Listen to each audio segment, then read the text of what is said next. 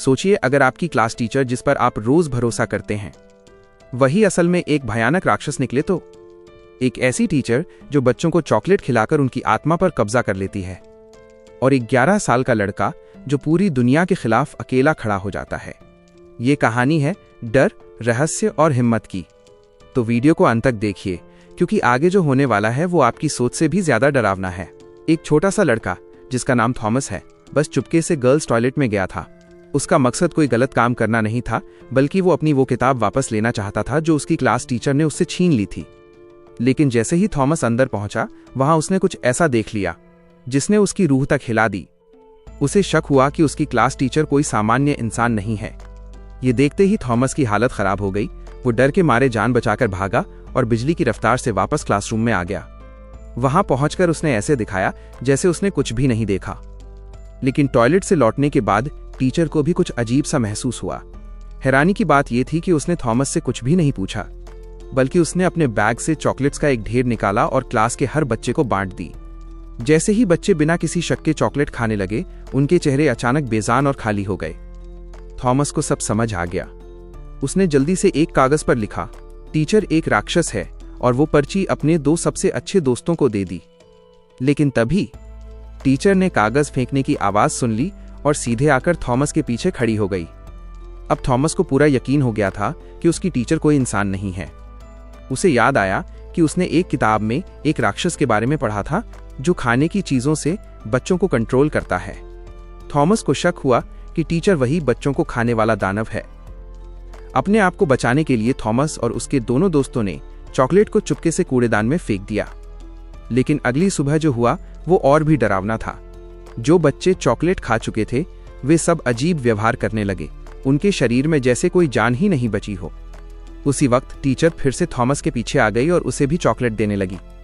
तभी थॉमस के एक दोस्त ने चालाकी से कहा, मैडम, ज्यादा चॉकलेट खाने से दांतों में कीड़ा लग जाता है। यह सुनकर टीचर एक पल के लिए खामोश हो गई। तभी थॉमस ने नोटिस किया कि क्लास को बहुत समय हो चुका है, लेकिन छुट्टी की घंटी अब तक नहीं बजी। अब खतरा साफ था। तीनों दोस्त तुरंत क्लास से बाहर निकल गए, लेकिन इससे टीचर पूरी तरह गुस्से में आ गई। बाहर निकलकर उन्होंने देखा कि जो बच्चे चॉकलेट खा चुके थे वे सब जिंदा लाशों जैसे बन चुके थे। सच्चाई जानने के लिए तीनों बच्चे रात में टीचर के घर पहुंचते हैं। घर बाहर से साफ सुथरा था, लेकिन अंदर एक भयानक बदबू फैली हुई थी। चूल्हे पर कुछ उबल रहा था, और तभी उन्हें कमरे के कोने में कुछ ऐसा दिखता है जो उनकी जिंदगी बदल देता है। कमरे के एक कोने में उन्हें एक अजीब सी परछाई खड़ी दिखाई देती है। थॉमस हिम्मत जुटाकर उस शख्स को घुमा देता है, लेकिन सामने जो था वो देखकर तीनों के होश उड़ जाते हैं। वो कोई और नहीं बल्कि स्कूल का अनुशासन प्रमुख था। लेकिन अजीब बात यह थी कि वो बिल्कुल कठपुतली की तरह खड़ा था, ना हिल रहा था ना बोल रहा था। तभी अचानक पीछे से हाई हील्स की आवाज आती है। खतरा समझते ही तीनों बच्चे दौड़कर सोफे के पीछे छिप जाते हैं। टीचर कमरे में आती है। वो साफ महसूस कर लेती है कि यहाँ कोई मौजूद है, क्योंकि उसने बच्चों की खुशबू सूंघ ली थी। लेकिन हैरानी की बात यह थी कि वो जानबूझकर अनदेखा करने का नाटक करती है और बिना कुछ कहे वहां से चली जाती है। उसके जाते ही बच्चे अनुशासन प्रमुख को होश में लाने की कोशिश करते हैं, लेकिन तभी अचानक चर्च की घंटी ठीक समय पर बज उठती है। इस आवाज से टीचर के सिर में तेज दर्द शुरू हो जाता है। इसी मौके का फायदा उठाकर तीनों बच्चे वहां से जान बचाकर भाग निकलते हैं, लेकिन खतरा अभी टला नहीं था। टीचर ने अनुशासन प्रमुख को पूरी तरह अपने वश में कर लिया और उसे बच्चों के पीछे भेज दिया। वो पागलों की तरह उन्हें पकड़ने की कोशिश करता है। डर के मारे थॉमस जोर जोर से उसका नाम चिल्लाने लगता है, और चमत्कार हो जाता है। नाम सुनते ही अनुशासन प्रमुख एक पल के लिए रुक जाता है। बस उसी पल का फायदा उठाकर तीनों बच्चे किसी तरह वहां से बच निकलते हैं। लेकिन असली डर तो घर पहुंचने के बाद शुरू होता है। थॉमस देखता है कि उसकी खिड़की के बाहर चॉकलेट से भरा एक थैला रखा हुआ है, और नीचे गली में टीचर खड़ी है जो उसे घूर कर देख रही है। अब थॉमस साफ देख पाता है कि टीचर कोई इंसान नहीं बल्कि नुकीले दांतों वाला भयानक राक्षस है। डर के मारे वो खुद को कमरे में बंद कर लेता है और बाहर निकलने की हिम्मत नहीं करता। अगली सुबह माँ उसे स्कूल ले जाने आती है। थॉमस बहाना बनाता है कि उसकी तबीयत ठीक नहीं है, लेकिन माँ को लगता है कि वो बस स्कूल से बचना चाहता है। मजबूरी में थॉमस स्कूल जाने के लिए निकलता है। रास्ते में उसके दोनों दोस्त उससे मिलते हैं, तीनों इस बात पर सहमत होते हैं कि टीचर पक्का एक राक्षस है, लेकिन अगर वे ये बात किसी को बताएंगे तो कोई भी विश्वास नहीं करेगा। अब राक्षस को मारने का तरीका ढूंढना जरूरी था। इसीलिए थॉमस अपने दोस्तों को लेकर अपने नाना के घर जाता है। नाना के पास राक्षसों से जुड़ी कई पुरानी किताबें थीं। तलाश के दौरान उन्हें 70 साल पुराना एक एल्बम मिलता है। एल्बम में एक क्लास की तस्वीर होती है जहां ज्यादातर बच्चों के चेहरों पर लाल रंग पोता हुआ था, लेकिन एक चेहरा ऐसा था जिसे नहीं मिटाया गया था। वो था थॉमस का नाना। और सबसे डरावनी बात, उस तस्वीर में जो टीचर था वो बिल्कुल थॉमस की मौजूदा क्लास टीचर जैसा ही दिखता है। 70 साल बाद भी टीचर का जवान रहना साफ साबित करता है कि वो एक वैम्पायर है।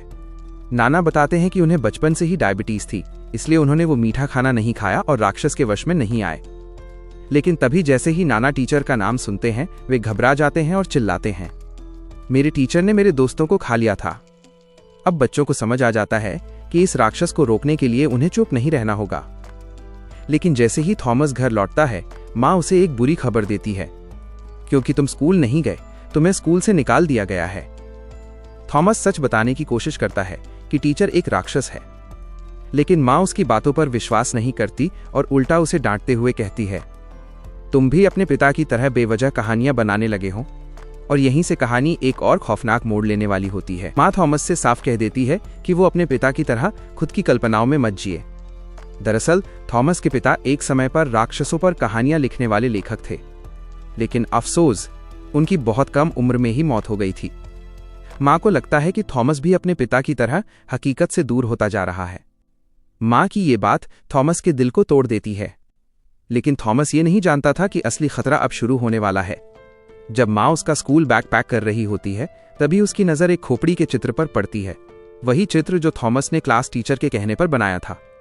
अगले ही पल एक काली और डरावनी ताकत माँ को अपने काबू में कर लेती है। कुछ देर बाद जब थॉमस नीचे आता है तो उसे अपने बड़े भाई से पता चलता है कि माँ अचानक स्कूल चली गई है। ये सुनते ही थॉमस को एहसास हो जाता है कि उसकी माँ भयानक खतरे में है। वो बिना समय गंवाए अपने दोनों दोस्तों को बुलाता है और तीनों स्कूल की ओर दौड़ पड़ते हैं। लेकिन स्कूल पहुंचते ही जो नजारा वे देखते हैं वो रूह कंपा देने वाला था।